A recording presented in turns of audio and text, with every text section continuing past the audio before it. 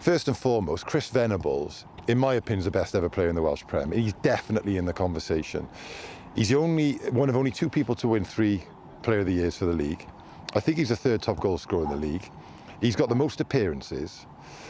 He's played in Europe a load of times. People like Will Evans, James Kroll, they wouldn't be the players they are without Chris Venables' influence. There's no question. He should be revered, and instead, he gets a bad ride all the time, off referees, off the FAW, who cite him for an incident which they can't even tell where he hit the guy and which part of the body he hit him with. But the guy falls over and Venables is near him, so they're spanning him for 3 games.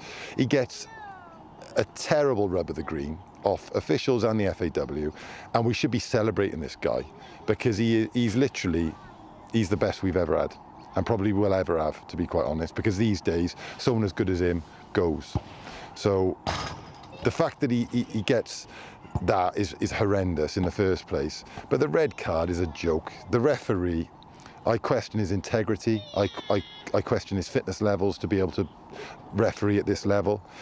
I just think it's just a terrible decision, and you know, some of my players, that'll be their best chance to win the Welsh Cup. There's a long way to go, obviously, and I wish Flint the best and whoever the other 7 are in the quarter-final. But we've been cheated out of the Welsh Cup today, and it's so disappointing.